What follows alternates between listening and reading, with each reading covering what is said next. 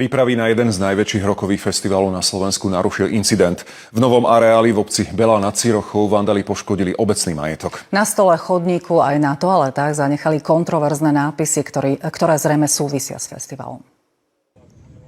Vandali poškodili rôzne časti areálu. Zničili aj nedávno vysadené stromy. Neviem, či nejakou kyselínou postriekal.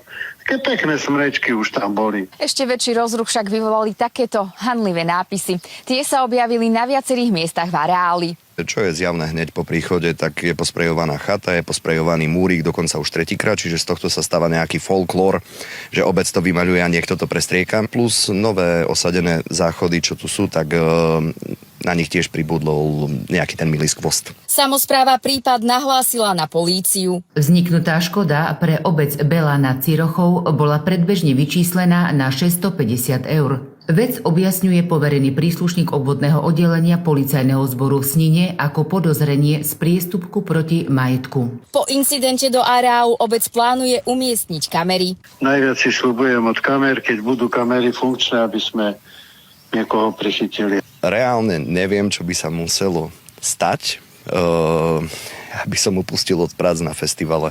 Bude to tu celé pod drobnohľadom, takže myslím si, že to dosť odradí dotyčných realizovať sa takýmto spôsobom. Lucia Benetinová, Slovenská televízia.